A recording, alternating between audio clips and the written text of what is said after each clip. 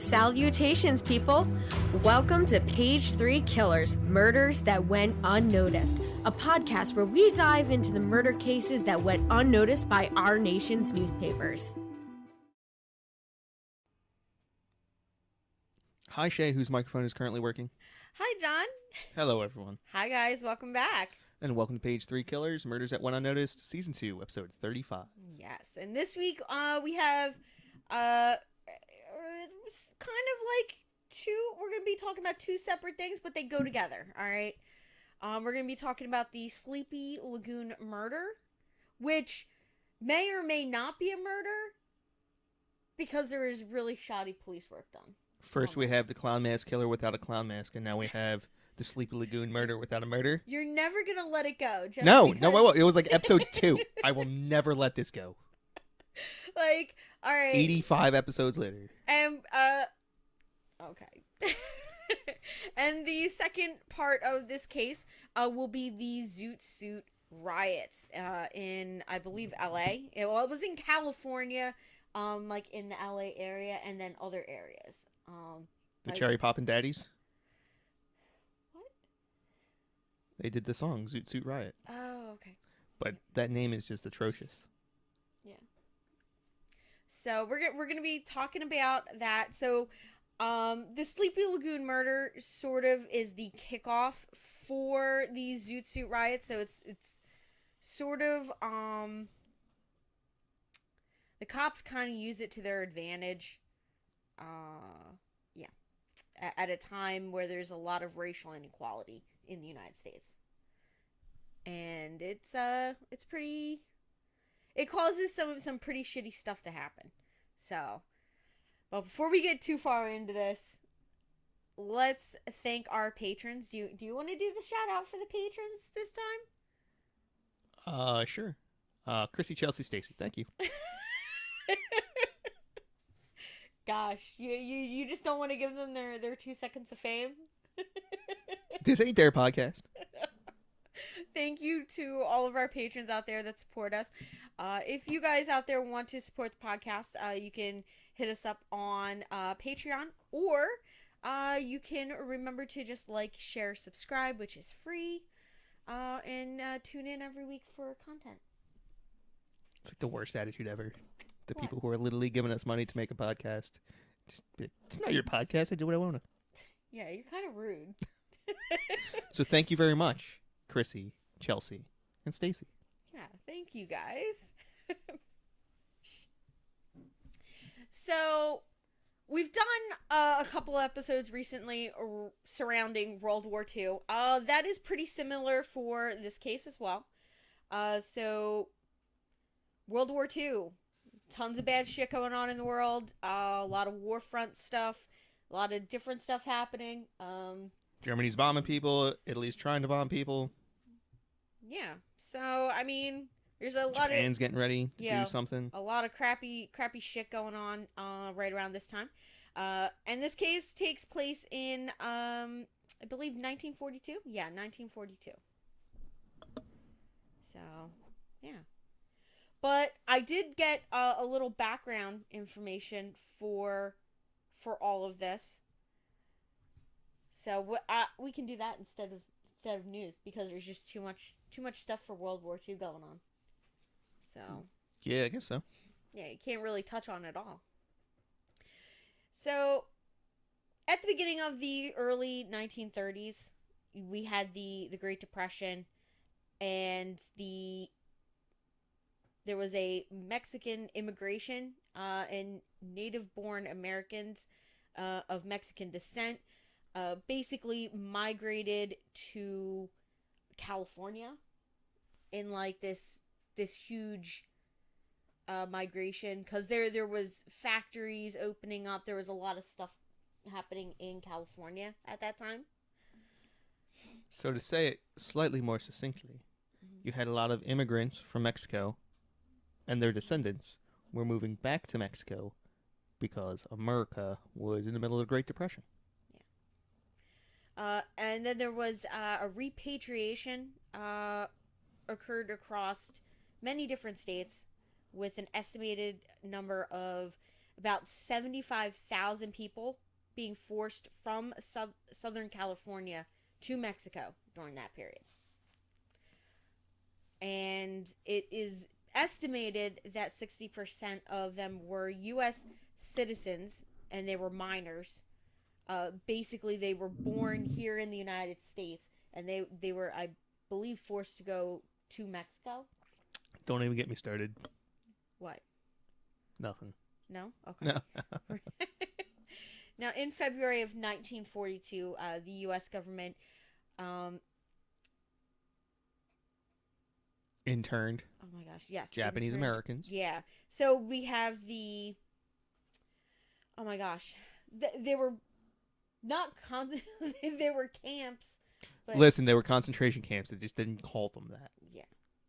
So I remember reading a book in high school, was it high school or middle school? I think it was high school about this.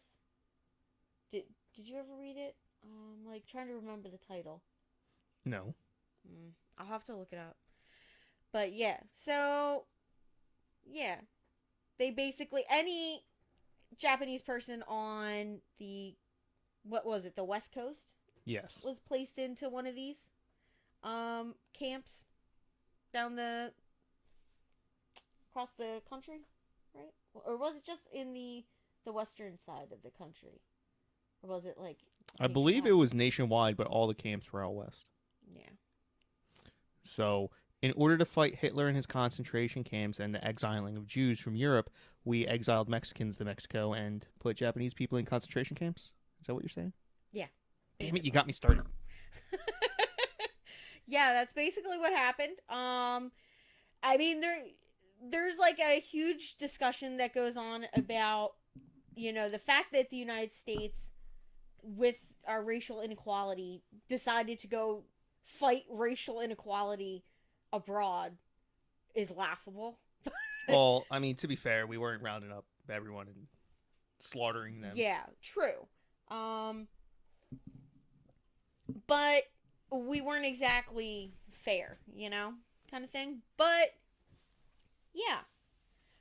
So there is like that discussion that goes on in like college classes and stuff like that about, the reasons why we say we got into the war probably aren't the true reasons why. So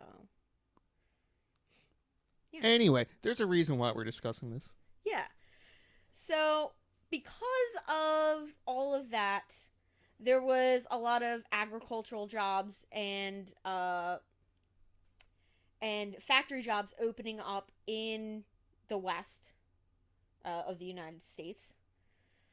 So, they needed people to work those jobs.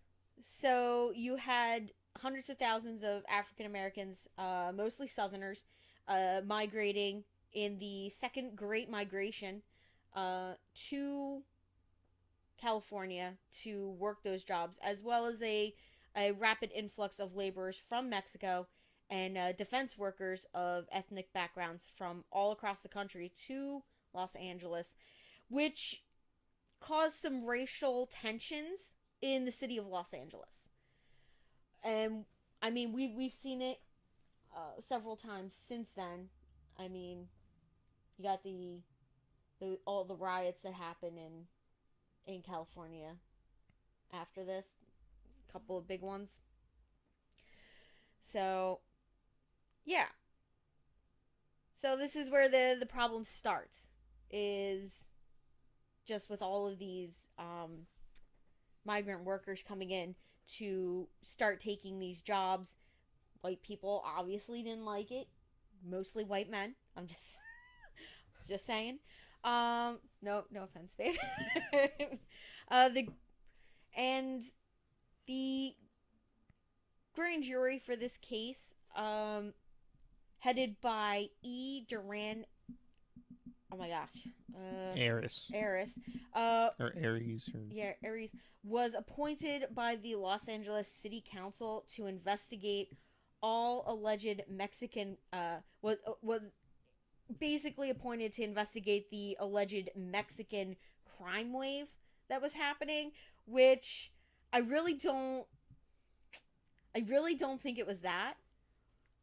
It was really that they started seeing them as un-American. Well, I'll. So there's a couple of things going on Yeah. right there. Uh, One, you just imported a bunch of laborers, so unskilled labor, Yeah. into a particular area that is, going to increase crime naturally. Yeah. They just happen to be Mexican, and then you can just let all the racist Yeah. overtones take over from there.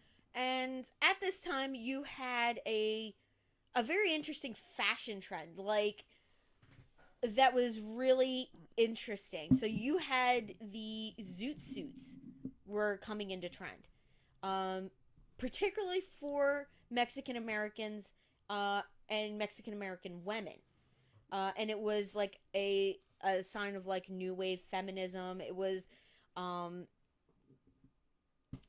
an interesting way to dress. So you know what a zoot suit is, Yeah, right? they're baggy pinstripe suits, Yeah. And not but they necessarily pinstripe. They could be bright colored. It was but they clash with the conservative, yes, double-breasted, finely pressed suits, wool suits of the time. yes. And a lot of American men found they thought it was unpatriotic because they were saying, oh, it takes a lot of fabric to make that. They should be saving it for the war effort. And I'm just like, okay, sure. Like, but yeah, so that's what they were saying. Um, Even though there was a company that started selling, I believe it was flour, and they realized that these women that were still home were using their the bags, the burlap sacks, to make clothes for their kids because they didn't want to take up valuable fabric for the war effort. So this company started printing like Their logo their all over it. no, they used floral fabrics that would be Oh, more okay. for kids um on their products so that the kids could still you know wear something that wasn't a burlap sack. Didn't look like a burlap sack. Yeah, which I thought was great. Um but I guess I can understand some of that. You need, I guess, fabric to make uniforms for soldiers, but and like winter wear and stuff like that. So okay, maybe, but you're still producing a lot of fabric, so I don't. I think it was just the way to like control the economy a little bit. Okay, yeah, we're gonna get off of that. So they they didn't like this eccentric, flamboyant way of dressing, and they equated it with someone of lesser morals, and they had a huge problem with it, basically. Which brings us up to our actual topic of discussion, which is the murder of Jose Gallardo Diaz. Jose Gallardo Gallardo Diaz. Diaz. I was close. Now, on the morning of August 2nd, 1942, Jose Diaz was found unconscious on the ground near a swimming hole known as the Sleepy Lagoon. All right, now the Sleepy Lagoon is a reservoir outside of Los Angeles, which was frequented by the Mexican American population of Los Angeles. So at this time, there is segregation going on. Um, Obviously, you weren't allowed to use the local pools if you weren't white. So to cool off in the heat, they would have to go find other places. So they would go to like rivers, reservoirs, stuff like that. Now, it became known as the Sleepy Lagoon because of a popular song, which was titled Sleepy Lagoon. And that was recorded in 1942 by big band leader and trumpeter Henry James. Sorry. And that reservoir is located near the city of Maywood. So Diaz, once he was found, was rushed by ambulance to the Los Angeles County General Hospital, where he remained unconscious until the morning of August 3rd, when he died. All right. Now, earlier that night, he had been seen at a party for Eleanor Cordero, where he had left afterwards with two friends, Luis Vargas and Andrew Torres. So, the hospital, after he dies, does an autopsy, and they find that he was extremely inebriated. So he was very drunk from the party the previous night. And they see that he has a fracture at the base of his skull.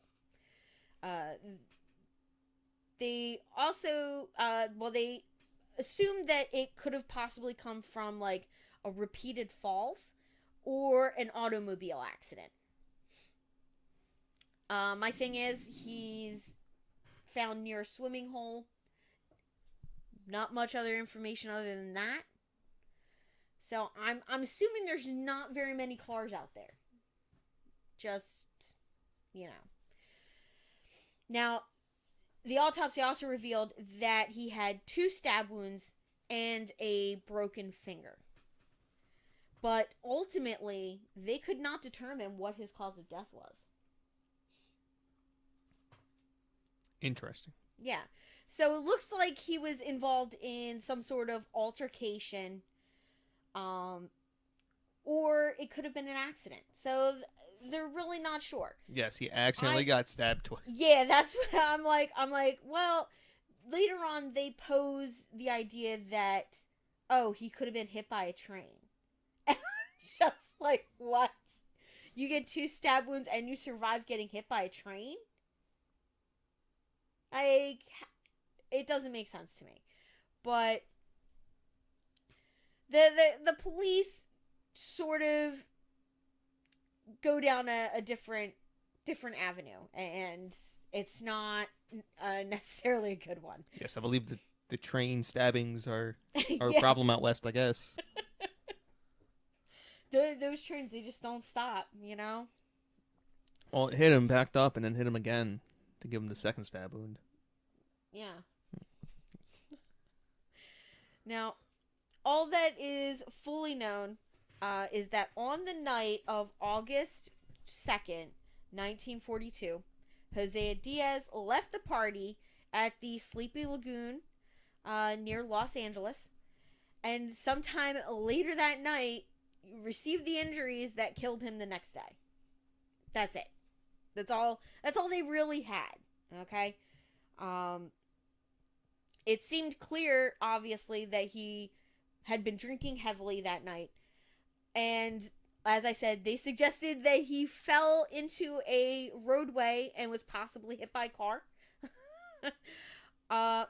Police also suggested that he was involved in a brawl before he was run over, but that was not clear either.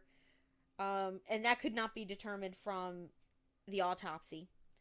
So in response to this murder, the media began a campaign calling for action against Zoot Suits, which I don't know how you get from, like, one guy, like, possibly being in a brawl, or getting hit by a car, or whatever, to Zoot Suits are the problem. But on August 10th, police conduct basically a roundup of 600 Latin men who were charged with the suspicion of assault armed robbery, and related offenses. 175 of them were eventually held for various other crimes. Now, due to the roundup of all of these Zoot Suit wearers, many families in the community began to install curfews for their family members, hoping to protect them against police violence and the increase in police activity in that area. So police believed that after the party, Jose Diaz was confronted by a group of friends from the 38th Street neighborhood who were seeking revenge for an early beating of one of their other friends. So the LAPD suspected that rival Pacquiao, right? Pacuo? Yeah, gang of... Pacuco. Yeah. Pacuco. Okay. Yeah. Gangs were the cause of Jose Diaz's death. So what they decide to do is they quickly arrest just 17 Mexican American youths as suspects. I believe there was like up to 24 people that were arrested, but only 17 were actually tried for murder. All right, so despite the fact that this death is unclear, 20-year-old Henry Levis? Yeah? Yeah. And 24 members... Levas.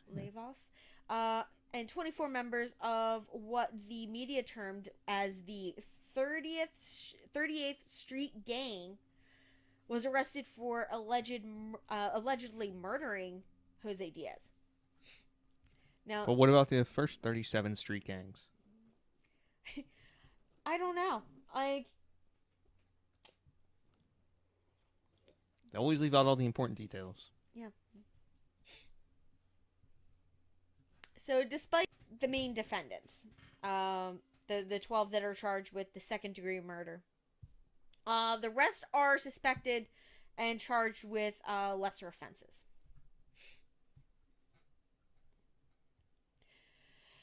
Now, the resulting criminal trial is generally viewed now as fundamentally lacking in fundamental requirements of due process.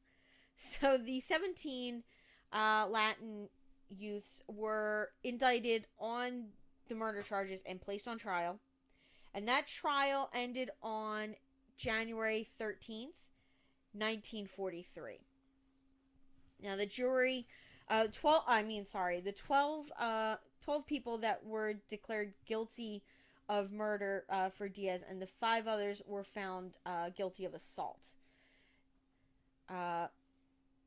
Yasmiel Para was one of the 17 people who was convicted for the death of Jose Diaz.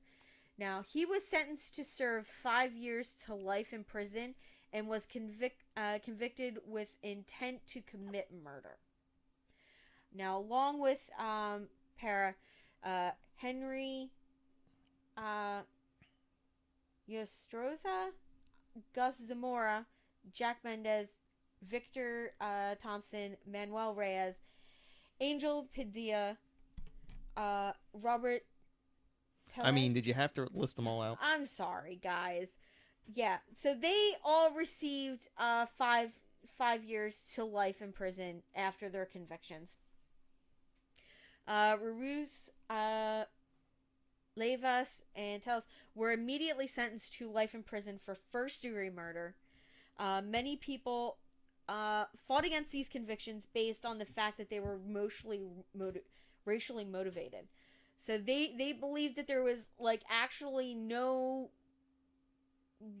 nothing to do with the actual murder as to why these guys were convicted. It was just that they happened to be They were a scapegoated. group of friends. They were basically scapegoats because there was enough uproar that the police didn't do anything to investigate this and just targeted, racially this ethnic group. Now, the media had portrayed the defendants as criminals, but that's like they were probably really bad. Like the media was like absolute crap for this whole thing.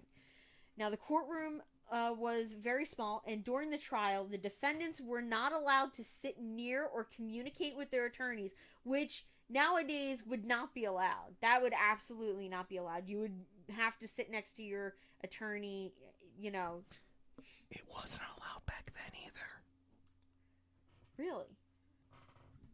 Yeah, the Constitution existed. Yeah. Now, none of those charged were permitted to change their clothes during the trial. By order of the judge, as requested by the district attorney.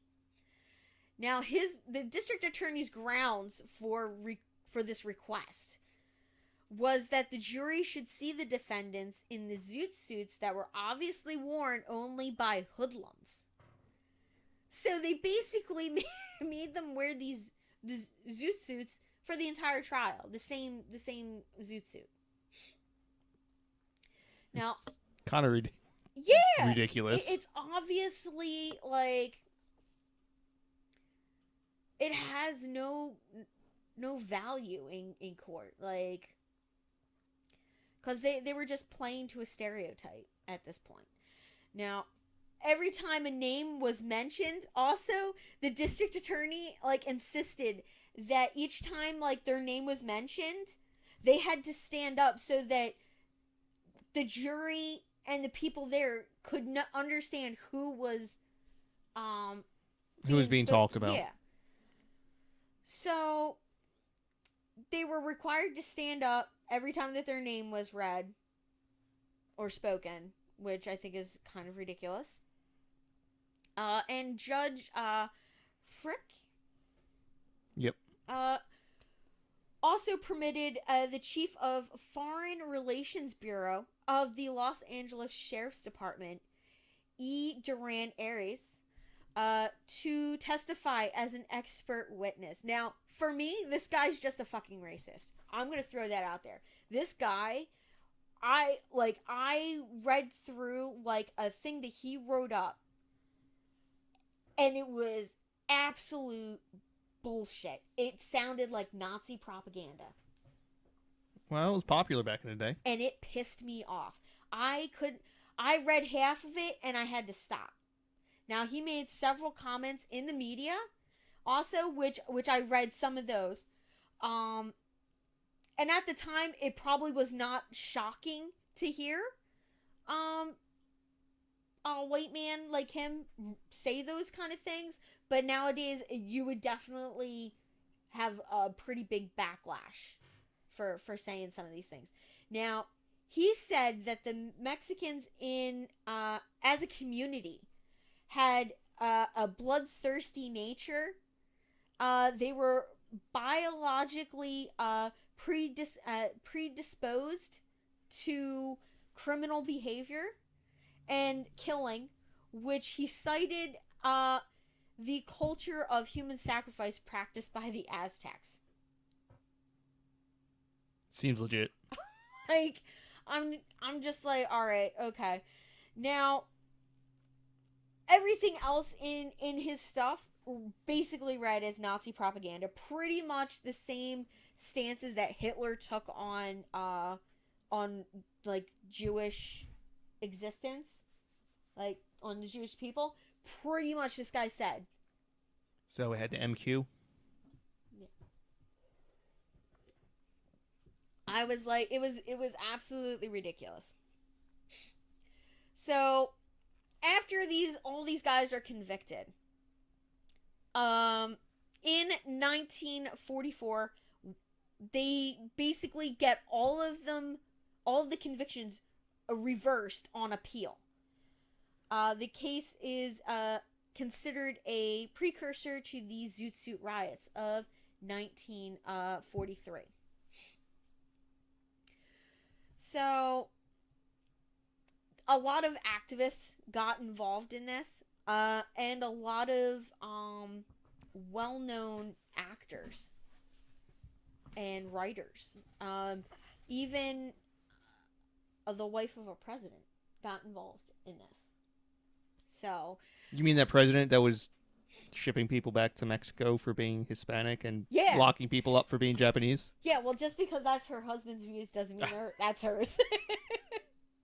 So, the Sleepy Lagoon Defense Committee, the SLDC, was a community organization that was established after this, and they made up of the Los Angeles community members and activists who came together to support the defendants.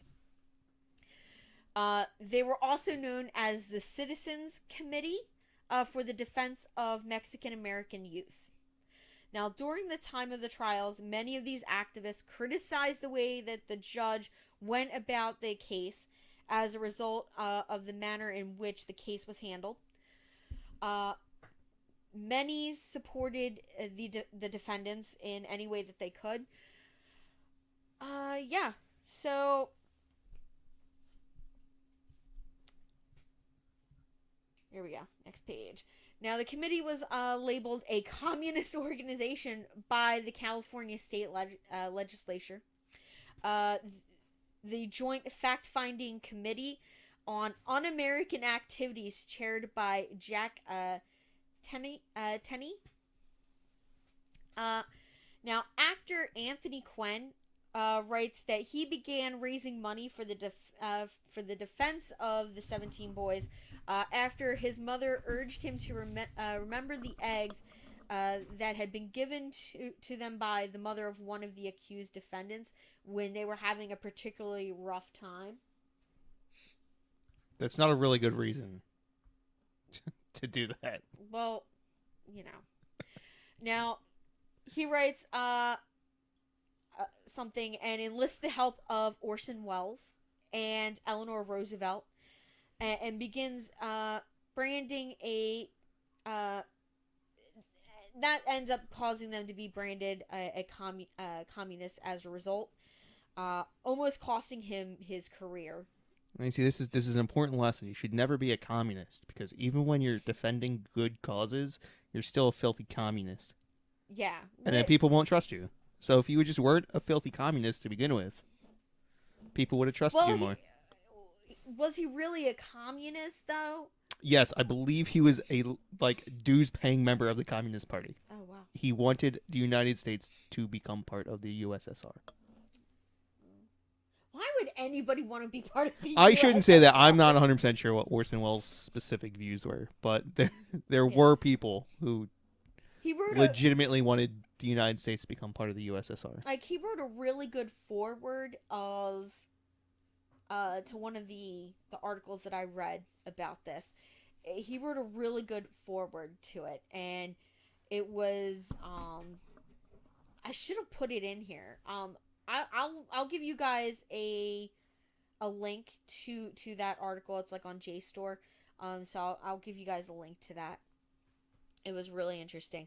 Now, some SLDC members included Alice McGrath, Josefina Fierro DeBright, Josefina Fierro, Maria Alves, Luis Morano, Dorothea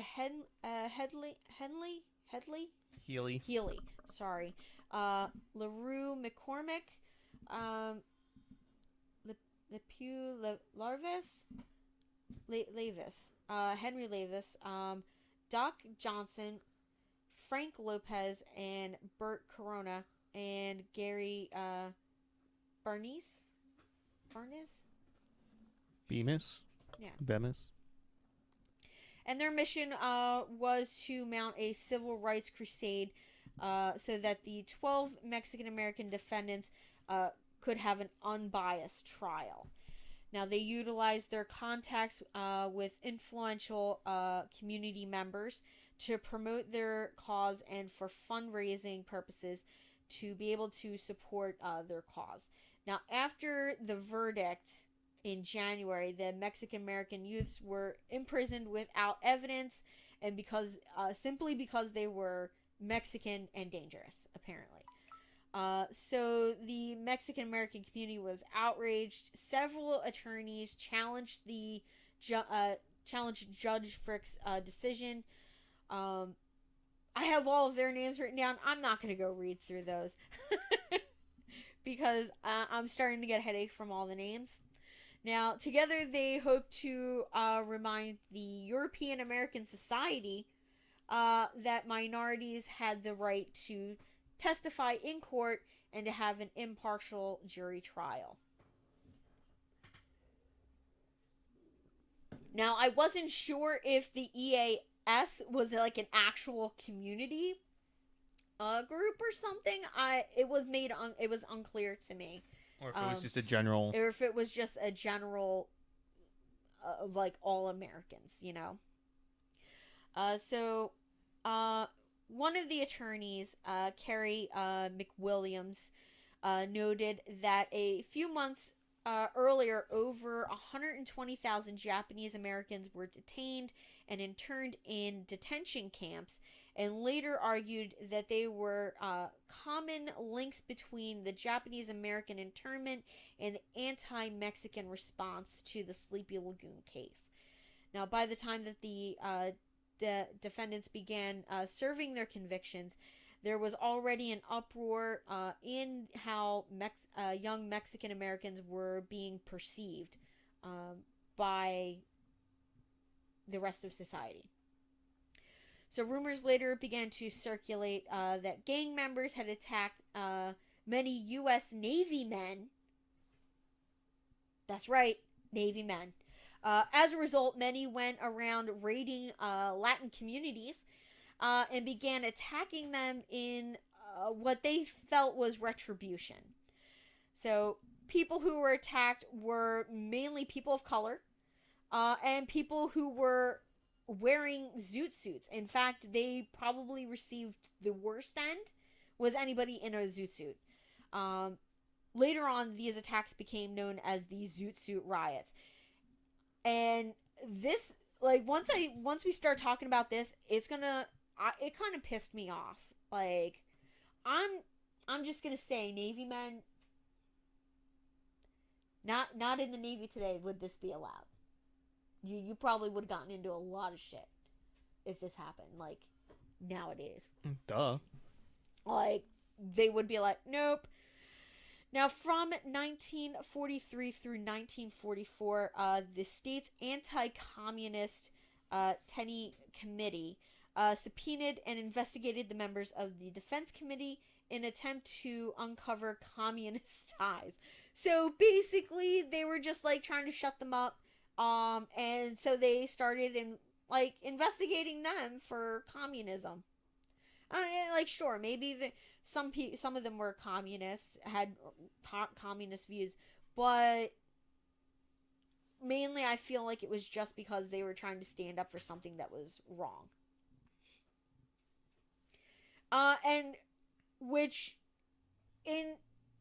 actually doesn't solve any of the problem before. It didn't clear the murder except scapegoating 17 people for I don't understand why people are so dumb.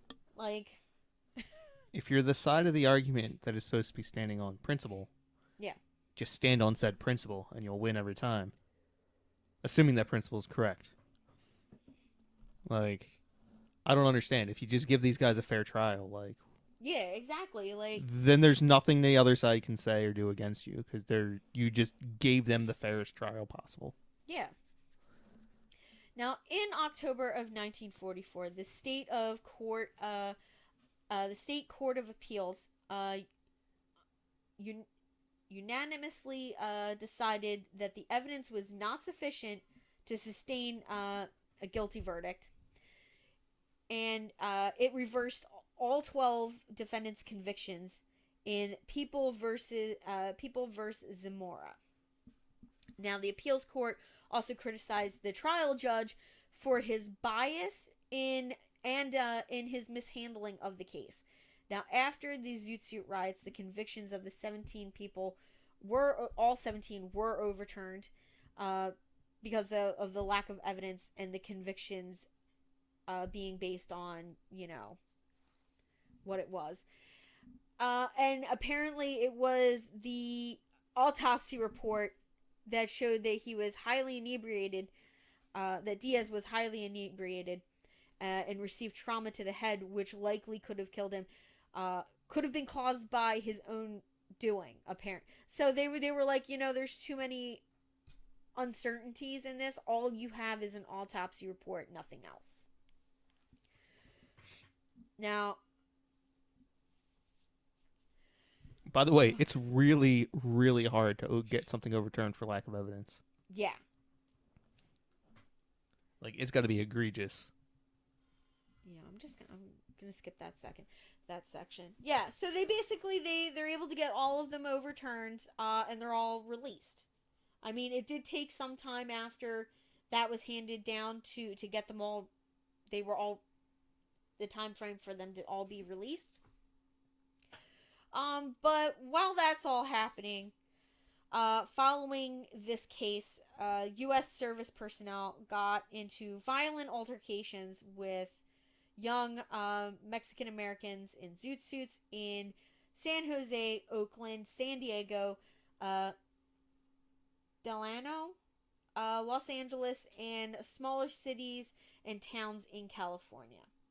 Now, during this period, the immense war buildup attracted tens of thousands of new workers to factories and the shipyards along the West Coast.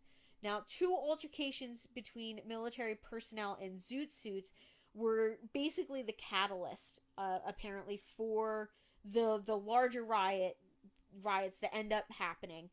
And the first one occurs on May 30th, 1943, at around 8 p.m. Now, 4 days before, this was 4 days before the start of the riots. Now, a dozen sailors, including Seaman Second Class Joe, Stacey Coleman, were walking down Main Street in Los Angeles, and they spotted a group of Mexican women on the opposite side. The group, except for Coleman, Second Class Joe Coleman, crossed the street to speak to the women. Now, Coleman, on the other hand, continued walking past two guys in zoot suits. Now, apparently, what had happened was, I'm not sure if there were words exchanged, but the sailor then turned and grabbed the arm of one of the young men, and an altercation was started. Now, I couldn't find out much about what happened in the actual altercation. All I know is that it ended with Seaman Second Class Joe Coleman, U.S. Navy, being badly injured. So my guess is he started a fight and he couldn't finish it by himself. Dummy dum dum. Yeah. So the second event occurred on the night of June 3rd, which of 1943. Now, 11 sailors got off of a bus and started walking along Main Street, again in downtown Los Angeles. They encountered a young group of Mexican men in zoot suits, and they got into an argument. The sailors later told the police officers from the LAPD that they were jumped and beaten up by a gang, while the zoot suit wearers claimed that the altercation was started by the sailors. Which I have a feeling that was probably true. Probably. Yeah, probably. So the LAPD's response to that incident included including many off-duty officers who identified themselves as the Vigilance Squad, responded to the incident.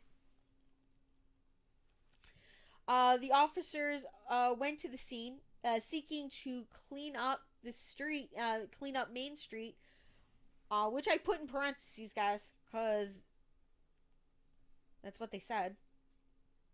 Now, the next day, 200 sailors got a convoy of about 20 taxi cabs and headed for East Los Angeles towards the center of where the Mexican American community was.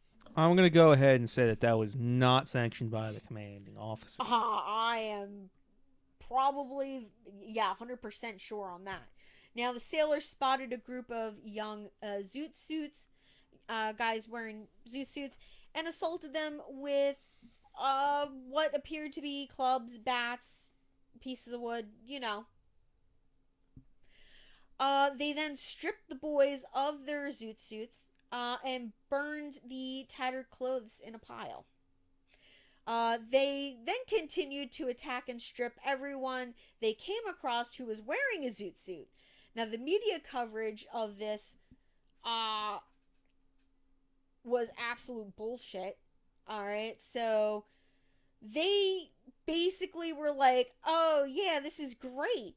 So they started spreading the news as if it was like, look at these great upstanding American citizens, which prompted more people to join in on the mayhem. And the attacks continued. Now, during the next 5 days, thousands of servicemen and residents joined the attacks, marching abreast down the street, entering bars, movie houses, basically movie theaters, assaulting any young Mexican American male they encountered. In one incident, sailors dragged 2 Zoot Suit wearers on stage as like a film was being screened in a theater, stripped them in front of an audience, and then urinated on their suits. Now, although police accompanied the rioters, they had orders not to arrest any, and some of them joined in on the rioting. So cops they did absolute crap. They did nothing to stop it. They just stood by and said, oh well. Now, after several days and more than 150 people being injured, police had arrested more than 500 Mexican American citizens or civilians on charges ranging from rioting to vagrancy. Instead of arresting, I don't know, the 200 and odd Navy guys walking around Los Angeles with baseball bats beating people up. Yeah. That kind of pissed me off. Yeah, it seems like a bad, ill-informed idea.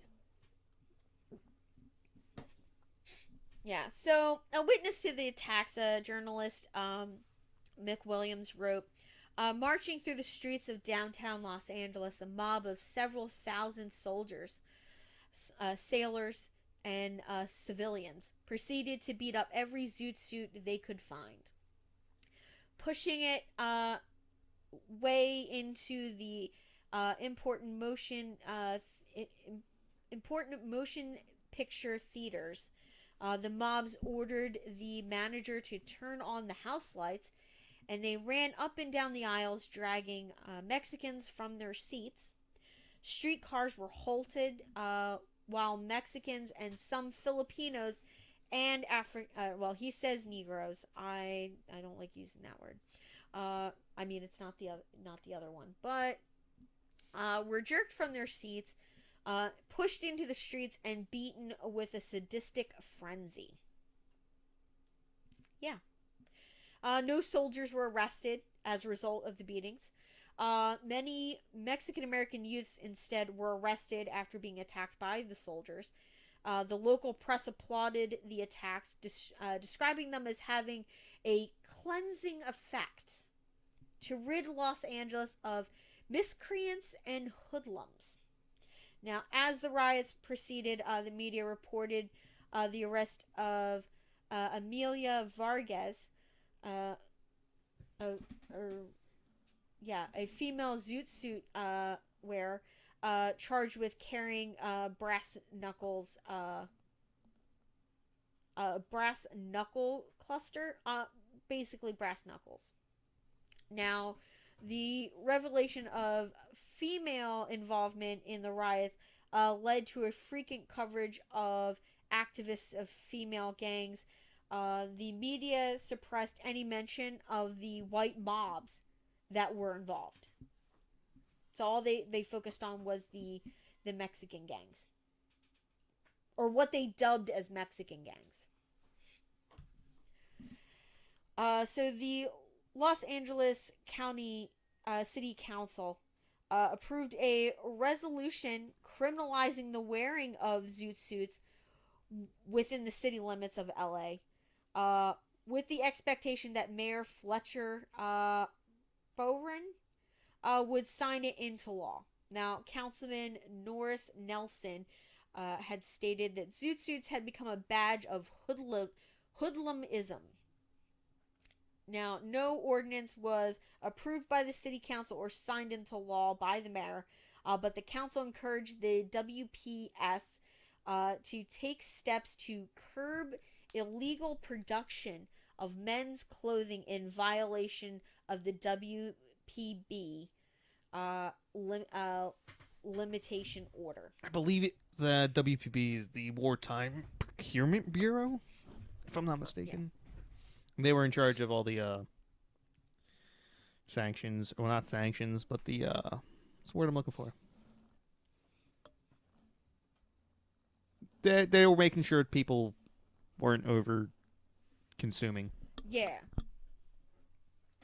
So while the mobs had first targeted only Mexican youths, they also attacked African Americans in zoot suits who lived in the Central Ave corridor area. The Navy and Marine Corps command staff intervened on June 8th to reduce the attacks by confining sailors and Marines to barracks, and ordered that Los Angeles be declared off limits to all military personnel. Now, this ended up being enforced by the Navy shore patrol personnel. Oddly enough, no, the Navy's official position was that their men were acting in self-defense. Yeah, they couldn't afford to lose, 200 men. Yeah, no. Not in the middle of World War II. Nope. Now, shockingly for me, newspapers around the country placed the blame solely on people wearing zoot suits for the riots. They were like, and I do have a few quotes here from some of these big newspapers out that way. All right, so we have Los Angeles Times commented that commended the sailors for teaching a great moral lesson to the zoot suiters. The Minneapolis Star reported that the victims of the attack were undeniably guilty of various crimes. The Los Angeles Times and the Los Angeles Examiner both blamed the zoot suit wearers for the riots.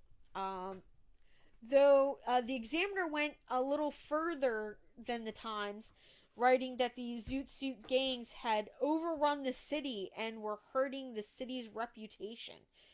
Now, according to the Los Angeles Almanac, First Lady, Lady Eleanor Roosevelt, issued a statement saying that the riots went beyond mere zoot suits and were instead a racial protest that targeted Mexican Americans. Now, the Los Angeles Times was very offended at her claim,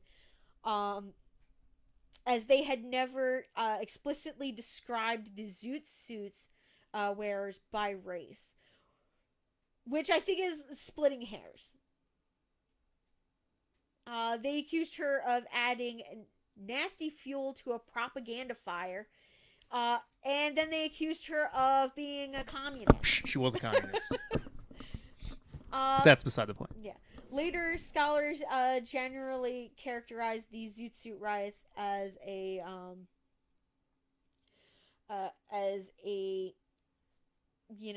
my gosh, Persecution. yeah, persecution, right? That's all right, babe. We'll the, teach you to read eventually. Yeah, I'm sorry. My head hurts right now. Against the Mexican American community. Now, many post-war civil rights activists and authors, such as Luis Valdez, Ralph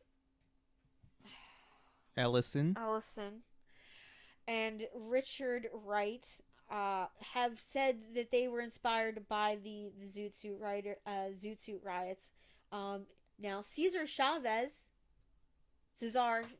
sorry, and Malcolm X were both Zoot Suiters as young men, and became political activists. Yeah. So, yeah. All around, this case sucks. Didn't technically solve the murder. After this, nobody was ever arrested or trialed for the murder of Jose Diaz. Now you see, even if these young men did do it, yeah. Now you went and botched it so bad by not standing on principle. Yeah, even if it that, was, even if like a small percentage of them were responsible, nobody was held accountable after that. So you have several miscarriages of justice, all caused by, the police, and I feel like they didn't do anything, and they were getting basically hit from both sides, so they decided to scapegoat a bunch of people and create an even bigger miscarriage of justice, which led to an even more insane miscarriage of justice, because the thousands of people that engaged in these riots, assaulting innocent people that were just going about their lives, and it all stems from this one guy's death, just one person, that no one really cared about anyway. Yeah. So they would have just left it unsolved. Nothing. Yeah. Nothing happens. Yeah. So that, guys, is the Sleepy Lagoon Murder and the Zoot Suit Riots. I hope you guys enjoyed this one. I enjoyed reading up on it and learning about it, because it's something that we learned about the Japanese internment in high school. Come on. We all learned about that. You didn't know about the Zoot Suit Riots? Didn't know about the Zoot Suit Riots. Well, pay attention. Nobody talks about it. Hey. Maybe you should listen to the Cherry Poppin' Daddies more often. Yeah, probably. It's an objectively terrible song. Yeah? But, okay. Yeah. Then don't recommend Nor does it have anything to do with the actual Zoot Suit Riots. Oh. Well, then why? That's stupid. But something else I found out. So, because of this, a lot of Zoot Suits were destroyed. So, Zoot Suits from this era, extremely valuable. Extremely valuable. I'm talking up to like $50,000. Wow. Like, even higher. Like, imagine getting Malcolm X's Zoot Suit. I bet you that goes for a pretty penny. Oh man.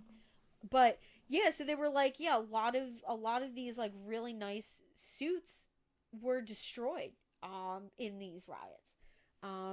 And other ones they didn't keep them. They were too afraid to hold on to them. And they're like, the few that have come to market went for way more than what they cost to make. Well, duh, it's called inflation. Yeah. But it's just insane. Like, yeah. But it was a really interesting case to read up on. And I wish that the case had actually been solved.